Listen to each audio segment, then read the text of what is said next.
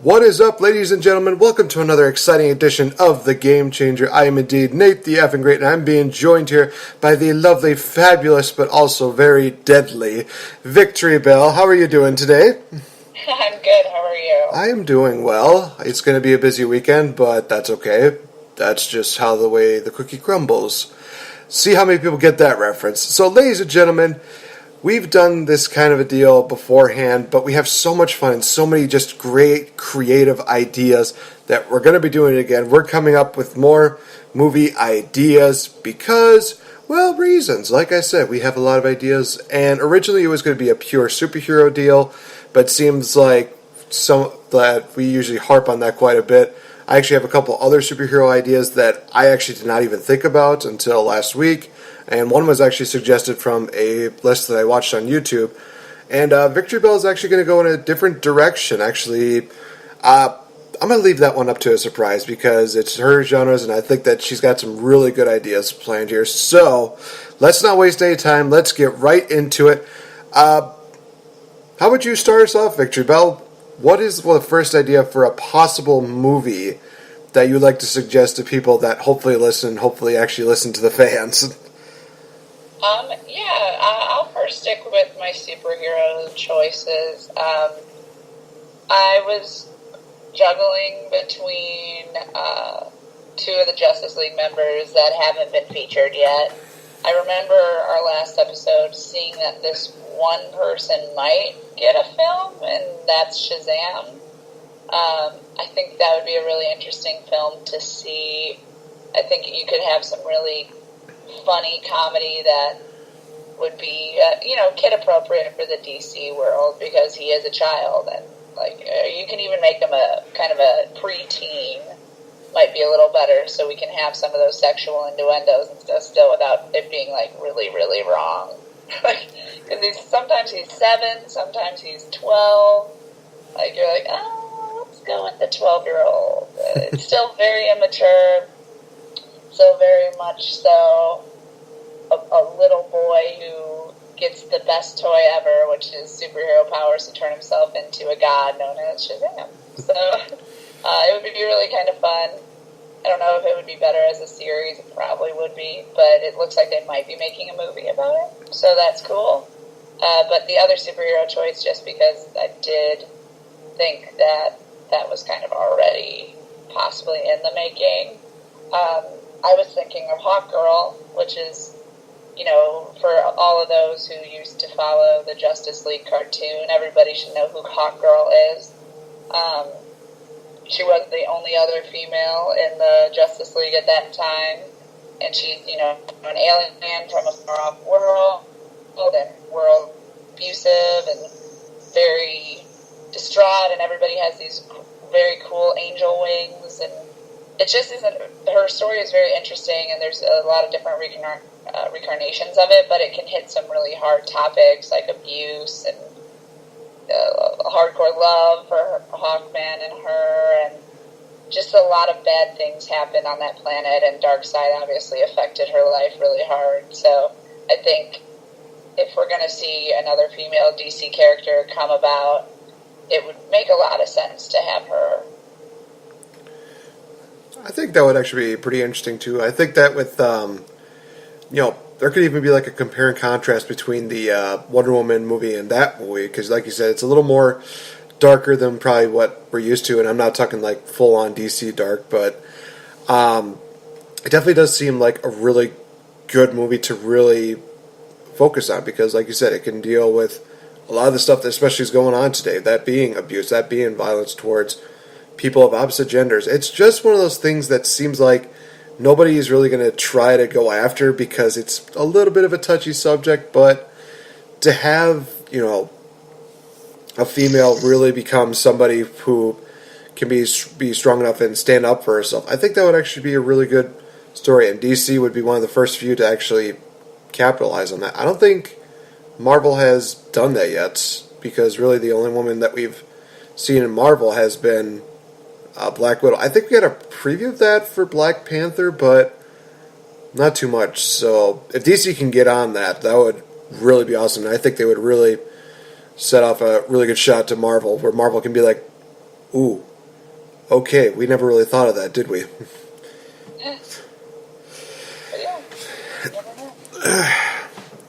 And also, Shazam would also be a good one because I think a lot of people would like to associate the name Shazam with something more positive than just that one-off movie that Shaquille O'Neal was in that a lot of people don't like to talk about. Yeah. I watched that movie once and it was like, oh, well, that was a thing. Okay, moving on.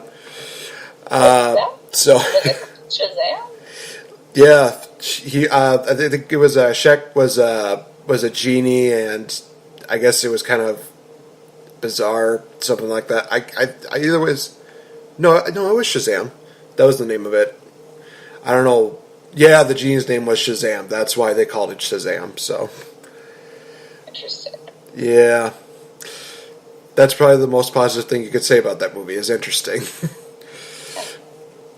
But all right, so balls in my court. Sticking with the superhero theme, but also going the Marvel direction.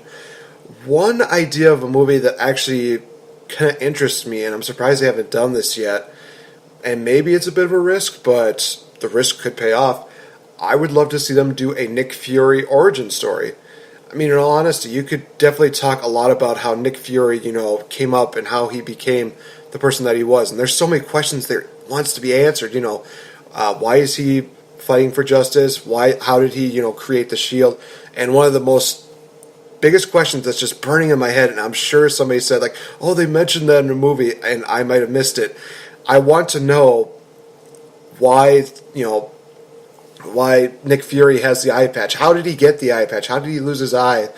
And if they could just somehow make that a key moment, not make it a full pivotal moment, but make it a key moment there to where maybe that's what drove him to want to create, justice. Maybe, when he had two eyes, he saw both sides of justice, but then when he lost his eye, he saw, his version of justice. He saw only one side of justice. I think that would be absolutely amazing. And you could also tie that in with the hit series that they did on ABC, Agents of S.H.I.E.L.D., because there was a lot that went on with that series, and just to tie that in would basically get a lot of the Marvel marks. They would just be like, "Oh yeah, that was an Agents of S.H.I.E.L.D. That was an Agents of S.H.I.E.L.D." And actually, what was crazy was that they actually tried to keep the Agents of S.H.I.E.L.D. timeline the same with all the Marvel movies that came out. I think they had an article that they changed so much after what was it, Captain America: Winter Soldier, and they kept going with it. And I think that's what got people hooked. Was like, wow, they're still continuing with the same timeline. Let's do that. If they do the same thing with that with the Nick Fury origin story, I think that would open a lot of people's minds, and they can actually then be more interested and think, so okay, this happened, and for those that didn't watch Agents of S.H.I.E.L.D., they'll be like, well, why didn't we know about this? And there'll be that one person right next to him says like, you gotta watch Agents of S.H.I.E.L.D., man, you gotta watch that. So that way Marvel can again get more focus on their TV series and everything. It's just one of those vicious cycles that just seems to make sense. But that's just me. I'm not a marketing guy, but I think that would just work out for everybody in the end. Just create a origin story about the guy who made S.H.I.E.L.D. and tie it in with the Agents of S.H.I.E.L.D. TV series, because that's how you make things very interesting. Yeah, no, I could definitely see that. Nick Fury, and I mean, if it's Samuel L. Jackson, or I guess they should probably use a younger guy at first and then change it to Samuel L. Jackson. But right. It's kind of cool. Yeah, it's just one of those things where it's like, well, he's the guy who brought the Avengers, and people could debate that, but nope, he was the one guy who said, I want to collect a team of heroes. I want to make that, maybe there's just one of those things that the end of the movie builds up to that, where he just basically says, we can't just do this by ourselves. We need a team. And maybe it just shows the end of, almost similar to the end of, what was it?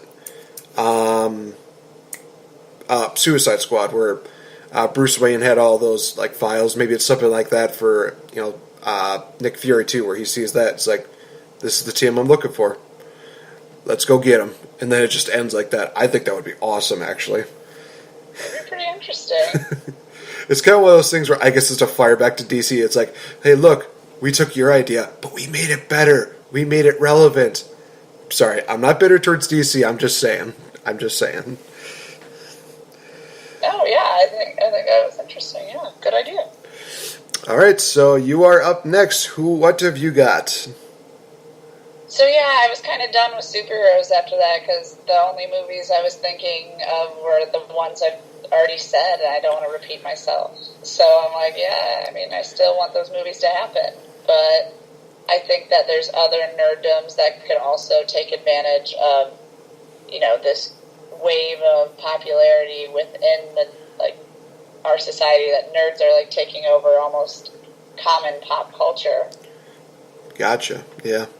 So, what I was kind of thinking is, let's see how far this can go. Let's see how accepted some of these nerd ideals can go. And yesterday, Wednesday night, was my first trial run for my new D&D group that I'm a part of.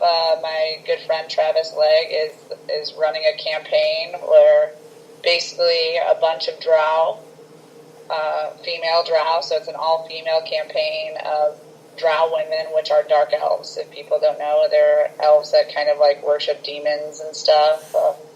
Our goddess Loth is this giant spider demon girl, and drow society is very different than our society. And after playing, just for a couple of hours, just to go over the rules and really start getting it off, we'll be putting our stuff online on Travis's Facebook and his Twitch, which I guess you do that on Twitch. I don't know. I don't play Twitch or whatever. but he's really excited to get this kicked off, and he is a professional. He writes for D&D and the Wizards of the Coast, so he has books, his own series of books and stuff. So the campaign, if you can imagine, is very creative and very thorough and well done. He does all the voices for the mock characters and everything. So it's going to be really fun. And when I was playing, I just could already see why haven't people made a movie about D&D worlds yet? And if they have, maybe I'm just missing it, or maybe it was super too crazy that people couldn't follow. But I feel like it's almost common knowledge now of what an elf is, and what a paladin is, and all these different classes and races that D&D has to offer.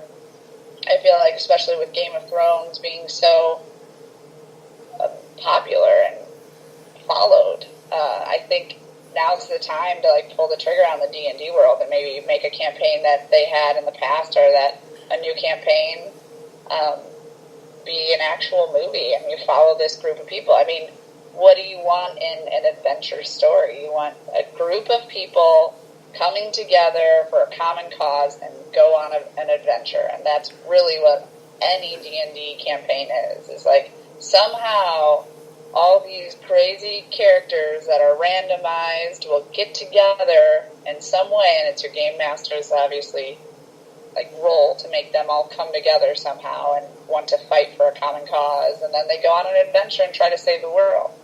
And I think that would be really fun, and I'm just throwing out my campaign there because I think I just got really stoked about it, and obviously our backstories are really dramatic and crazy, and the poor drow woman.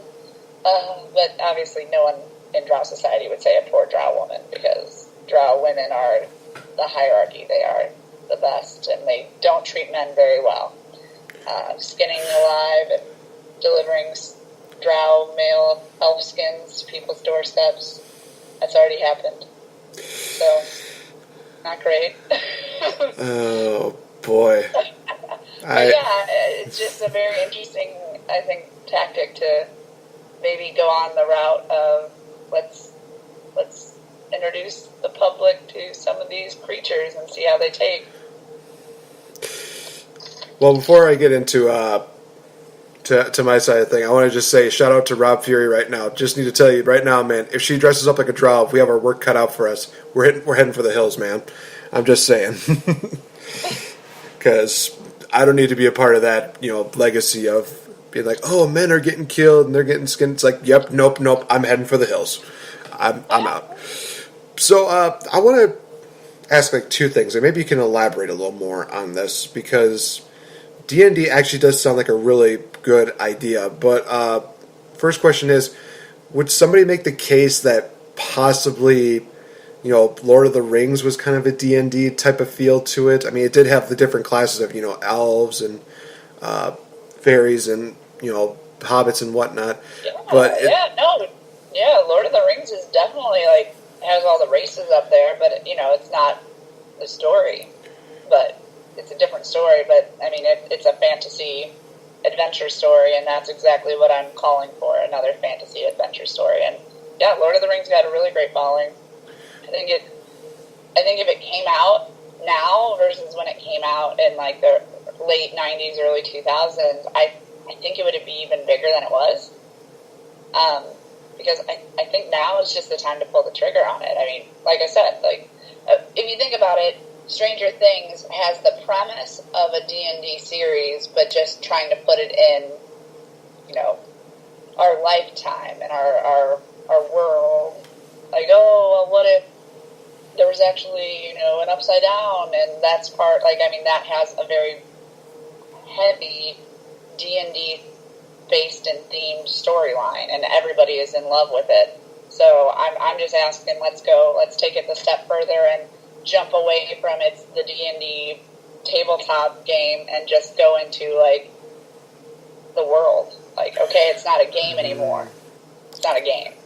This is how these people are living. This is this drow society, these dark elves, and what they're going to do, and how this is different than humans. And I think people would, obviously, you see the humanistic traits and all the different things that the drow can also have, but it just, like, takes you away a little bit, a different world. Okay, and I think that actually answers my second question of, was your idea more focused on maybe making that almost like a game-like feel, like they did with Jumanji, the second one that came out, or would it just actually be like fantasy one, like you mentioned? But that does answer my question. But could they also pull off a kind of D&D like deal where they actually have it kind of start out like they're playing the game, but then like maybe halfway through the movie or during the movie they just actually do like almost like a flip flop between the reality and then just the fantasy, where they actually do show the characters, the warriors and stuff like that? Or do you think that'd be a little too much? No, I mean, I could see them do something like that, but my only worry would be that they would compare that to a Jumanji and a Sword Art Online anime series. Like, when the anime is really into that, where it's like a lot of series in in the anime category have gamers, hardcore gamers, who, like, are either doing, like, virtual reality or, like, a little bit of roleplay, and somehow they get pulled into their game and they get stuck as their character and they got to live like that, and how can I get out of the game? I don't think that's a bad idea. I think it could be really interesting. But what I would want first would be the actual world, and like let's introduce people to it. And then, like, if we want to, take it a little bit of a spin-off of a Jumanji or a Sword Art Online or something like that, then I guess they totally could. But I think it would have a little more weight to it, to just like this is not Earth. Like, World of Warcraft did, their movie, and it wasn't bad. It just, I don't know if it, like, what was really wrong with it. I'm not a big World of Warcraft player, but they introduced orcs and all these different creatures and human society and their society and how they're all getting together. And I thought it was a pretty interesting storyline. I'm like, oh, I was entertained. And I didn't get everything because I don't know World of Warcraft like that. But I was thinking that if they started to make more stories, maybe I would get more explanation. And I think that would be the biggest downfall to this idea, would be if you had to explain everything. I think it would dilute the movie and make it rather boring. But if you just kind of go with it and just is like, hey, like, this is not Earth, it's this planet. We're in the city, and this is the capital of the Underdark, which is a land underneath the world. and they have no idea there's a world above them, and this is their story. And, like, then it's like, okay, just accept, like, this is their story. We're pretending humans don't exist right now. Or not humans don't exist, but, like, the land above does not exist because they don't believe in it yet. But, yeah, it would just be interesting. I think it would be really fun, and as long as you don't have to explain what a drow is, what is this and what is that, if people can go in and kind of have, like, wait, what's going on? Like, come on. Like, don't go in like that. Yeah, I think that's kind of what they did with Jumanji, where it's like, oh, hey, it's a video game. Okay, let's see that. Oh, we have special abilities that we don't know about until they actually show, like, the screen. Like, oh, this is what we can do. This is what we can't do. That kind of deal. I could see, how that could be a bit of an issue. And that probably, for me, I think that did take away from Jumanji quite a bit, where it was like, this doesn't really feel like the same one we know. And this just feels like a corny game. Oh, that's what they're trying to do. Okay. So, yeah. I liked that it was different. I personally, if you're going to remake a movie, you better frickin' remake it. I don't want the same movie. I'm not going to watch that. Okay. Yeah. Yeah, you have your right to your opinion. I have the right to mine, and I still think that the original Jumanji is better than the sequel. I definitely say that, the second one is more entertaining, but the original it's hard to top that. Plus, it's got Robin Williams in it. And honestly enough, I actually did have a conversation with a customer earlier today where they actually bought the combo pack where it was the original Jumanji and the new Jumanji. And me and one of the guys were just like, yeah, original Jumanji is the best. It's like, thank you. So, getting a little off topic, but yeah, I think that a D&D movie would be very interesting, and I think that, like you said, with the success that, World of Warcraft, the Warcraft movie probably wasn't the best, maybe because it didn't fit all the things that they wanted for World of Warcraft, or maybe it just didn't fit the way the card game or the video game or something like that. Who knows at this point? But yeah, like we mentioned before, Lord of the Rings definitely had a really good following, whether it was the 90s, whether it was the nowadays ones.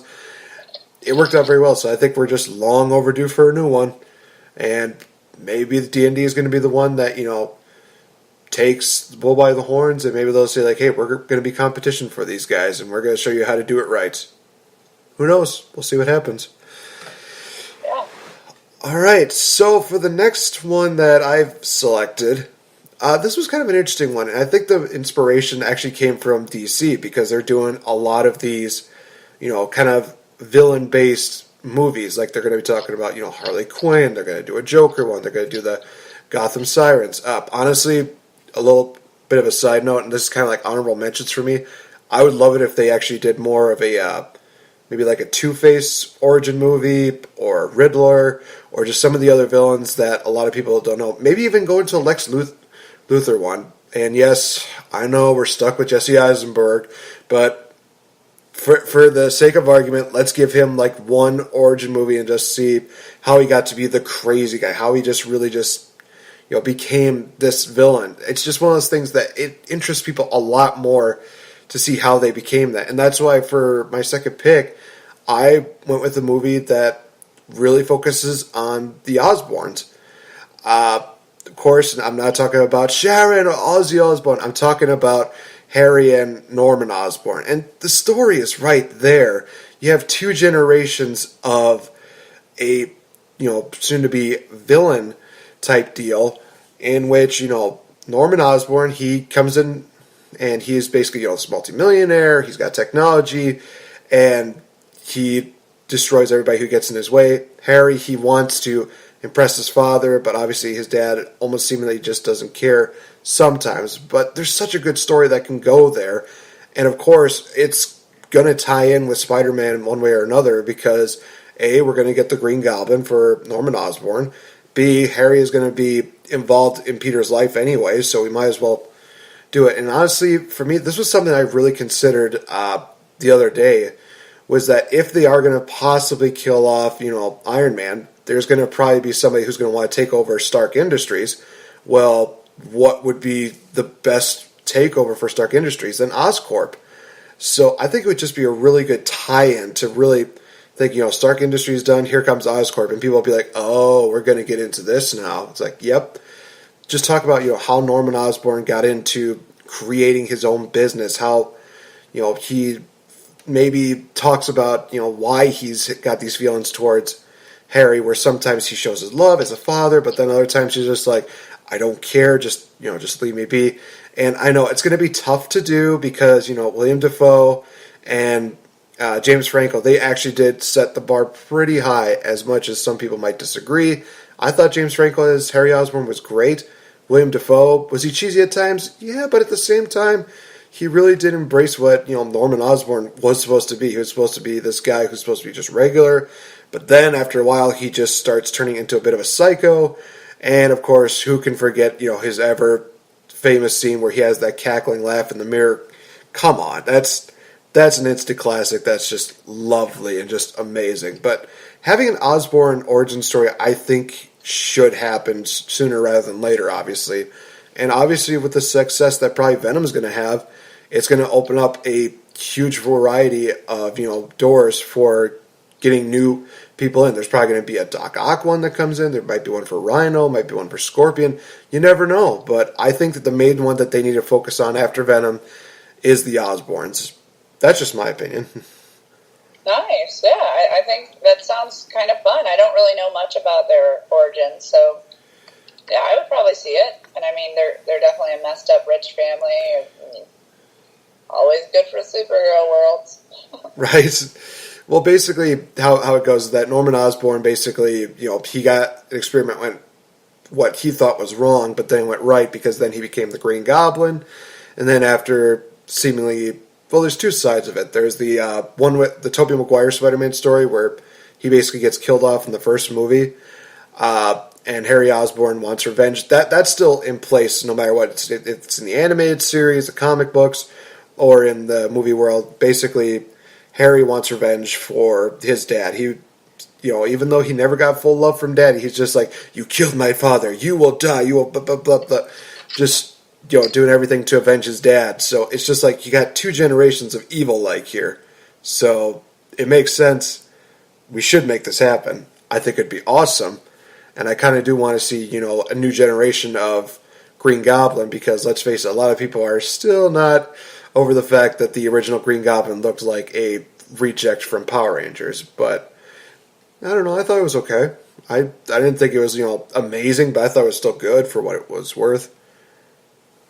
Yeah, I definitely think that I do know that Disney doesn't own as much of the Spider-Verse as they would like, but I think that diving into the Spider-Verse and making that be almost its own entity, like how it kind of was at the beginning, like how Spider-Man, Sony's Spider-Man, was kind of totally one way, while Disney's stuff was the other way, and it was fine. Like, yeah, do we want to see Spider-Man in the Avengers?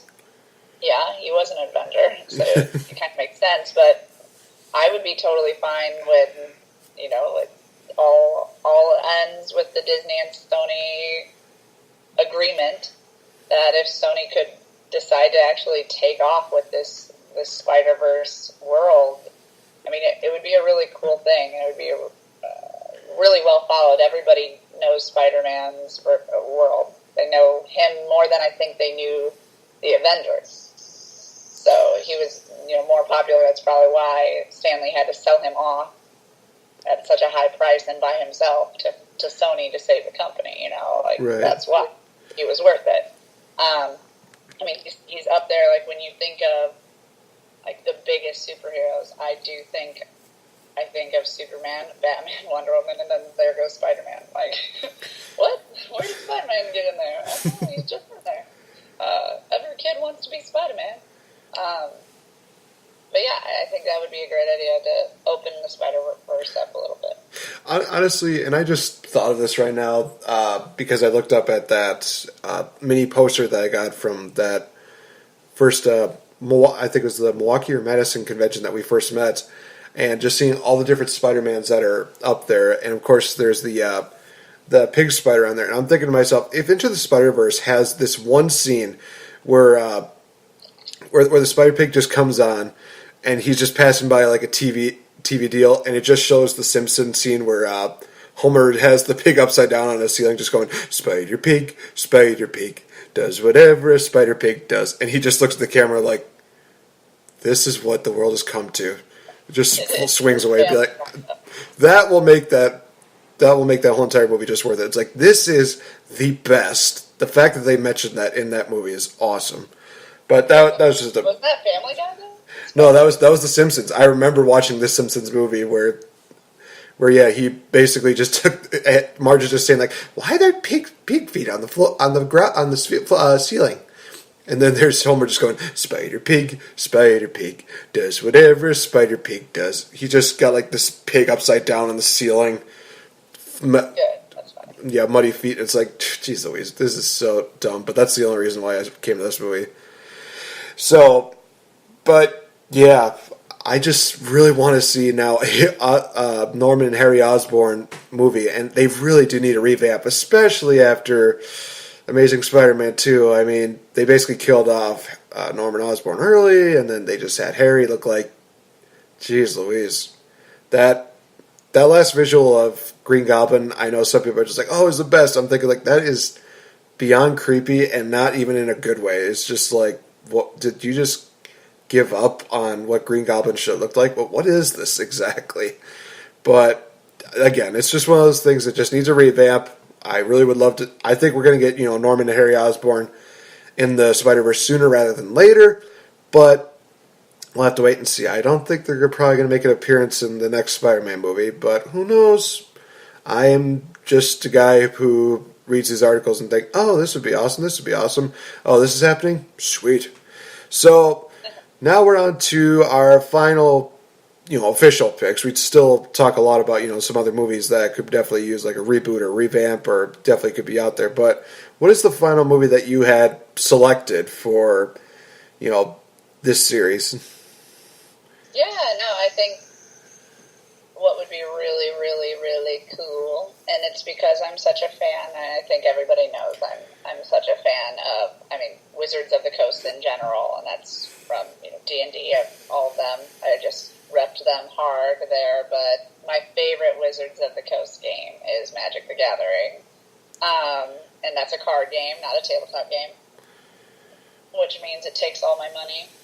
But I definitely think that Magic the Gathering has so many great stories that it's just a waste for people not to jump aboard and be like, we should make this a movie.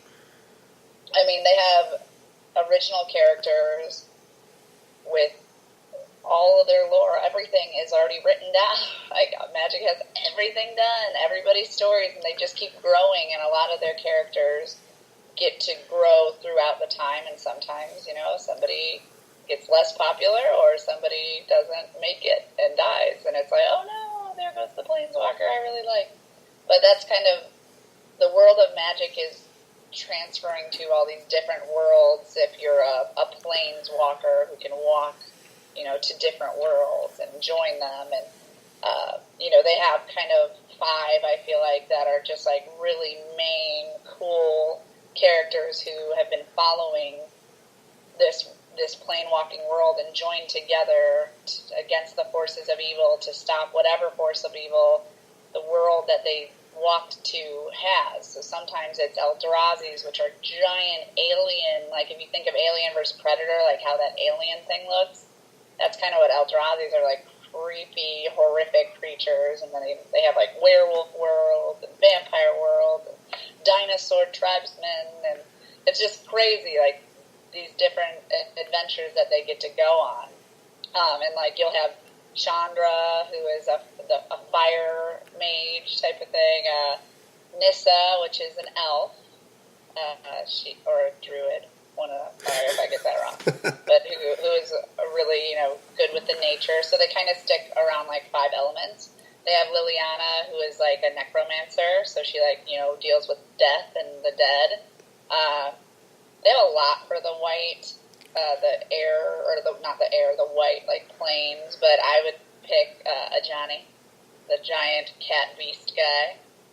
And then the last but not least would be the water guy, who is Jace, who's a wizard and everything. So it's really cool. Like, we followed these 5 characters on an adventure through different worlds, and kind of maybe they each get their own movie first, and you kind of get to be introduced to who this person is and how they find out they have the ability to walk to different planes, and why they feel like they join forces and why they feel like they should help other worlds become more sound, less chaotic, and basically be heroes of all planes. So it's really cool.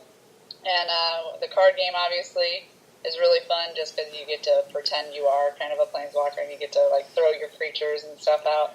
But I think it would be a really interesting story, and I think that Magic the Gathering being the longest running card game series of all time, it has the following, it has the fan base and following, and then it also probably has all of the scripts right there for you. So I just would love to see that.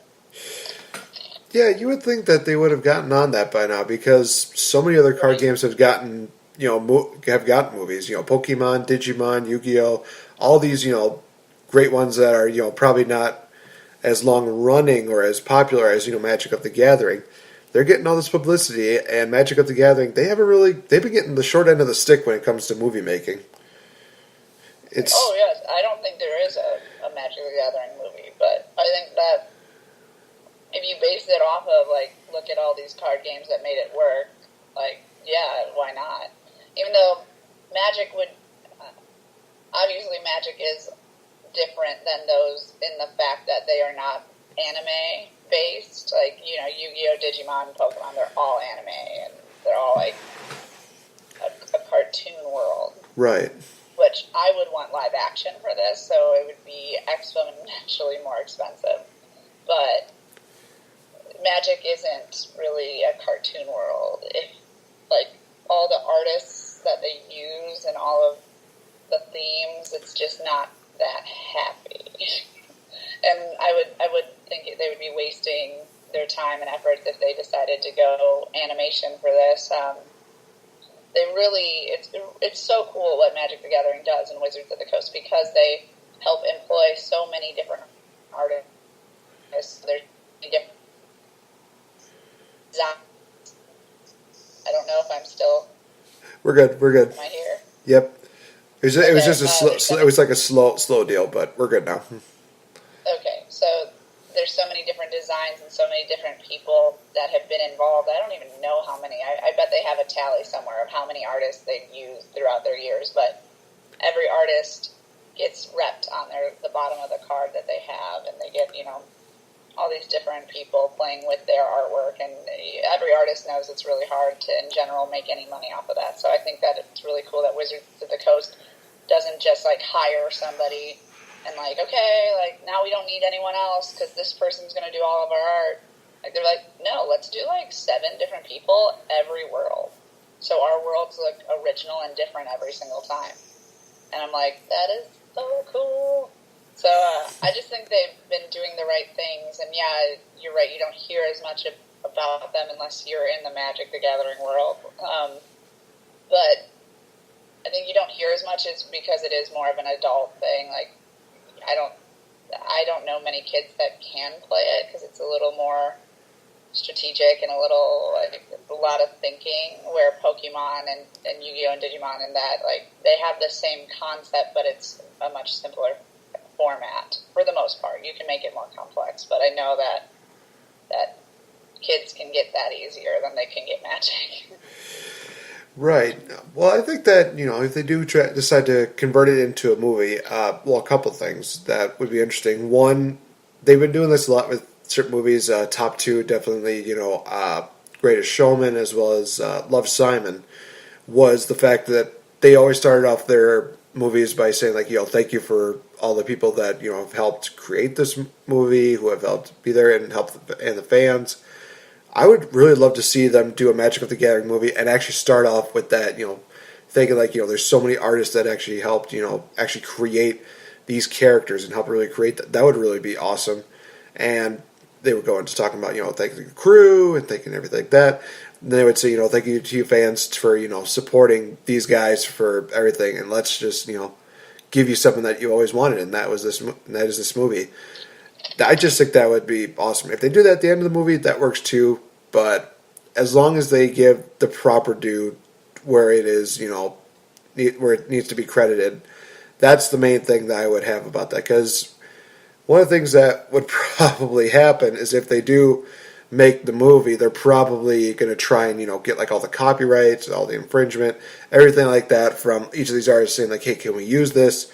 And I don't know if they would, just be fine with just the one fee, or just being like, yeah, we'll do this, but we also want, like a royalty fee for all the stuff that you do. I think that's the only issue that would probably come about doing this, because then that number that the studio thinks that they're getting, it's like, well, you also have to remember that you still have to pay out this guy for creating this character, or this person for creating this character. So maybe that's the main reason why they're so hesitant about it. But it's kind of a, what's the word I'm looking for? Is it pitiful? It's a poor excuse, basically. It's a petty excuse. There we go. To deny the fans, of creating a movie, if they're just thinking like, well, it's going to cost us too much to give these people their right due. It's like, so what? Give them the dues, and give the fans what they want. Give them this movie. Yeah, no, I definitely think it'd be cool at the end to see all the different genres throughout the ages, because or any of them, all the Jaces, all the Lilianas, all the Nissas, because it is something that many card collectors want, is like every single version. So I think it would be really cool to in the credits, when they're showing her through the ages, and then the real person at the end, to credit who that person was and stuff like that. I think it'd be really fun. Or they could even do that and just add they show the card and then they just say, inspired by this person who made it. I think that would actually be kind of cool too. Yeah, I'm almost 110% sure, Wizards of the Coast owns them. Okay.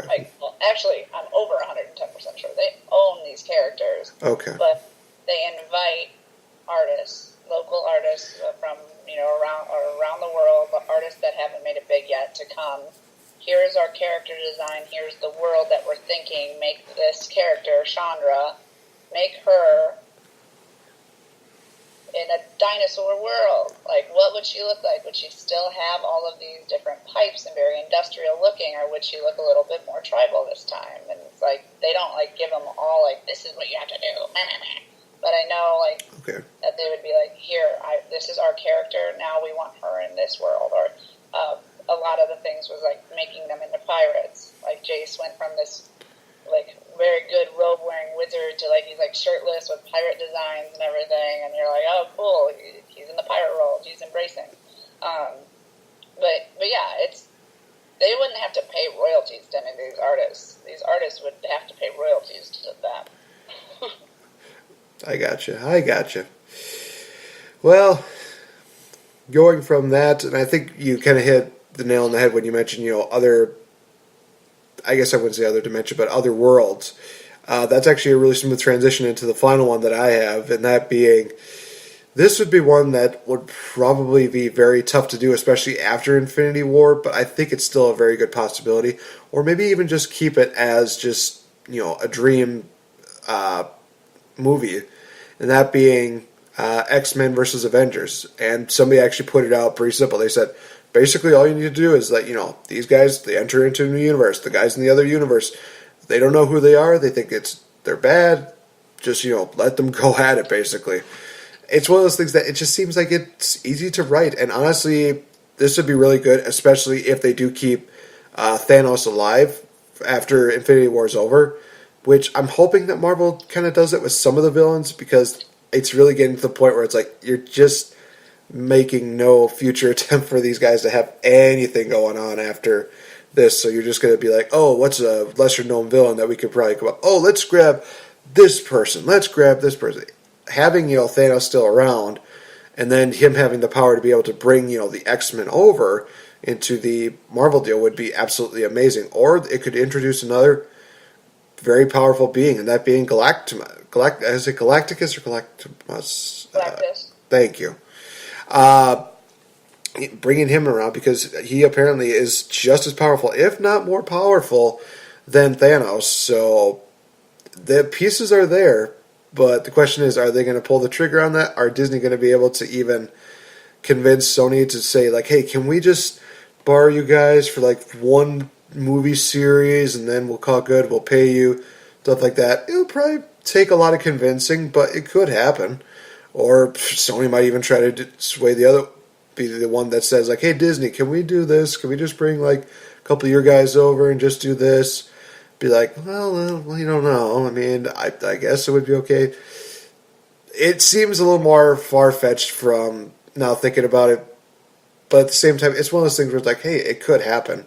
I think it would be absolutely amazing to see, Storm against the Incredible Hulk, or Cyclops taking on, well, now, unfortunately,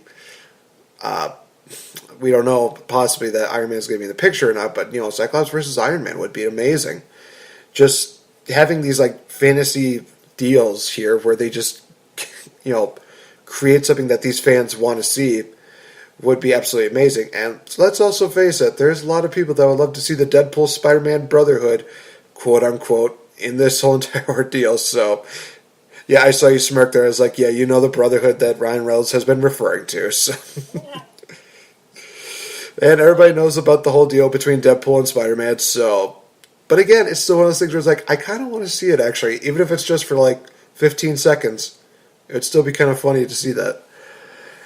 But I think Spider-Man is too young for him. Damn it, you're right. He really is, though. Like, I would love that too, but that Spider-Man is way too young to be the Deadpool and Spider-Man. Well, I think that's why I would wait a couple years before that. Maybe when Spider-Man's in college. Don't go into like the Spider-Man in high school deal, because that would be just flat out creepy. Even though somehow Ryan Reynolds would make that okay for people to just laugh at, be like, dude, really? We're supposed to not feel comfortable with this, but you're somehow making this entertaining. Just stop.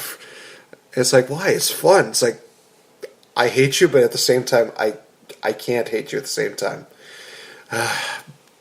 But yeah, I just think X-Men versus Avengers would actually be really good, and plus it'd be a really nice crossover. Yeah, I mean, the X-Men world and the world, the world. So, hang on. Are we there? Okay. The X-Men world and the Avengers world is not different. They're not different. They live in the same world. Like Scarlet Witch is technically X-Men. Yes. That's right. Oh yeah, he's also an X-Men. A lot of the characters in the Avengers are also part of the X-Men world, but they obviously cut them out because Sony. I'm not blaming Sony. Because of the lack of ownership of these characters. So that's kind of on them. Right. So what I think would be cool, I think that it's a fun idea. I think it would be better as an animated movie. Because then, one, they could do it right, and they could do it with the characters, and then we wouldn't have to worry about the aging hero syndrome that we're getting. Right. I think it would be really cool, and then also it could be a standalone movie, because it's an animated feature, and it's not following everybody's portrayal of the story arc of Marvel right now. So it would be really interesting. I would definitely watch it. I wouldn't really understand why they were fighting, because I don't think they would. But if they were some sort of, I don't know, miscommunication, or the government took over the Avengers and they told the Avengers that all the mutants need to die. I don't think the Avengers would do that, though. So I don't see how the story would happen, but they don't need to go to a different world unless they're going to a different world in order to go, and these people are villains in that world. But, I I mean, I personally don't like when comic books are just like, oh, did we not mention World 78 yet? World 78 is the world they're going to. And you're like, World 78, which one's that? And then they're like, oh, in this world, everybody's evil. Whoops. And so you're like, oh, okay, sure, I'll go with it. Like, there's so many, like, oh, we go to a different world, and all of a sudden all of the rules change, so we can do this fun event. But I would like it to be an animated movie. I think that would be really fun, and I don't know if it would really be them versus each other, or just seeing the heroes in general get to interact.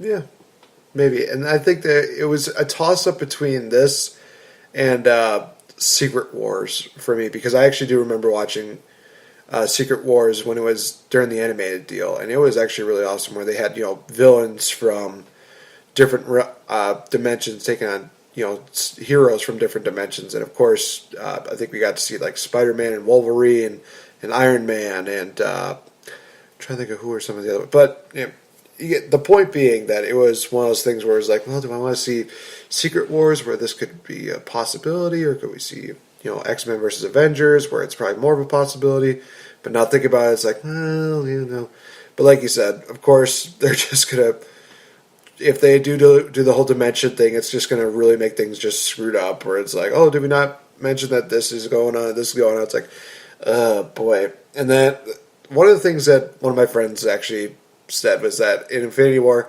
if he got to see, Deadpool and Wolverine in that movie, then he would just be a happy boy. And now looking at that, it's like, now I can see where your argument of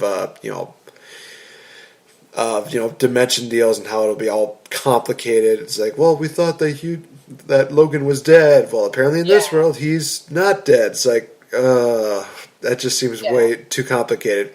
I mean, but of course, I think if it's an animated feature, though, I don't think people will complain. I don't see anyone being like, but in 2013, this movie, this person died. Like, no, screw you. Like, every live action and animation never coincide, and don't get it twisted. Yeah, we would love for that. But there's going to be always people that are just going to be so jaded where it's like, nope, this happened to this time. This would never really happen. You're ruining the movie for me. I don't care. I'm just giving you the facts. Like, just shut up. Don't hate it. Hate it. Hey. Hate it. Shut up. Just please, can you just go? Because people are actually trying to enjoy this. I'm enjoying it too. I'm trying to. No, I can't. Yeah, no, we all can't. Thanks a lot. You're welcome. Saved you the trouble. It's like, dude. And there's like 3 Deadpools just surrounding him, just saying like, let's just take a walk outside. Let's have a chimichanga. Let's just kick. They just boot him out. That'd be amazing. But anyway, so those were some of our suggestions again for movies. If it seems like we run out of ideas, honestly, we're not. It's just one of those things where it's like these, series, they still kind of can be expanded on, whether it's superheroes, whether it's comedies, whether it's action, whether it's stuff like that. But it's always fun doing these things, and it's always fun doing these with my co-host Victory Bell. Thank you so much for doing this again. It's always just great. It's always fun talking about these, because that way we get to dissect a little bit more into our minds. Like, well, what do you think about this? What do you think about this? What do you think about, possible Osborn deal? Oh, that would actually be pretty good. What about Magic of the Gathering? Oh, that would actually be pretty awesome now thinking about it, because you addressed everything. It's like, oh, now I kind of want that now. Even though I'm not online, if you ever want to read it, it's pretty cool. At the Wizards of the Coast website, definitely been on there a few times myself, learning about my characters. Characters ready to gear. All right, so we are at the point of the show where it's time for nothing but cheap plugs. So, with that being said, Miss Victory Bell, do you have any events that are coming up that you would like for your fans to know about? Yeah, I mean, obviously we're on the road to C2E2 now. Rob Fury and the Age of the Geeks is hosting a C2E2 party this weekend in downtown Chicago at Emporium Saturday night. So anyone who wants to go, obviously everyone's invited. Just be ready to win some cool C2E2 prizes and get to see us there. Most likely me and Rob will be doing some sort of hosting event for it. But it'll be really fun. And the weekend after that, it's, like I said, the road up to C2E2, but we're heading to Indianapolis for Indiana Comic-Con to give some free passes for the people there to come up to C2E2. Enjoy, keeping the ball rolling, and then after that weekend is the big event, C2E2 itself. That is right. In about 2 weeks, C2E2 happening in Chicago, guys. We'll definitely have descriptions. We'll have links, places for you to go. It's going to be a can't-miss event, and we'll talk more about that in the upcoming weeks. So for the Game Changer for the upcoming weeks, tomorrow I'll actually start bringing back the What Did I Just Watch series, where I talk about movies that I've seen, give my opinions on them and reviews on them. A lot to review. Unfortunately, I missed out on Hurricane Heist. Probably a good thing. And unfortunately, Tomb Raider as well. I kind of regret that, but hopefully I'll see that maybe in the future. But yeah, there's quite a bit to talk about. Next week, another edition of the Game Changer with us, as well as the culmination of the rivalry between myself and SoCalVal. Don't miss out on that. It's going to happen next Friday. Time is still to be decided, but we're going to get to that. And then in 2 weeks, you guys, we will have not only the road to C2E2, but the road to WrestleMania. It is going to be a can't-miss week. It's going to be awesome. On that Thursday, we will actually do a C2E2 preview show, talk about all the things that are going on, all the things that you definitely do not want to miss.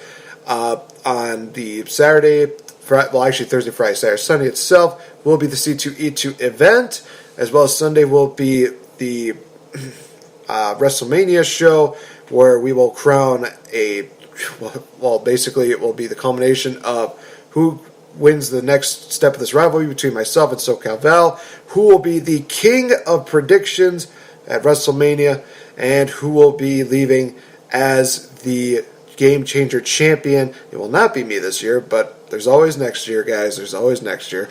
So, with that being said, you can always check out Miss Victory Bell on her Facebook page. You can always check her out on Twitter as well. You can also give us a like on our Facebook fan page and give me a follow on Twitter as well. Links are in the description in the box below. So, with that being said, Victory Bell, thank you so much again for joining me here. And it's going to be another fun-filled road to another big event. Yeah, I'm excited. And, we should probably mention, next week's episode, we're actually going to be bringing back a movie review episode. So, don't want to miss out on that. What's the movie going to be? Well, we'll decide on that and we'll let you guys know, because it's always fun doing these kind of deals where we talk about movies that have came out or have recently come out and just giving our opinions on them. I believe, we'll reveal that later on within the week which one we're doing. So, for Victory Bell, I am Nate the Effing Great. Thank you for joining us here for the Game Changer, and we will talk to you guys in the next episode. Bye-bye!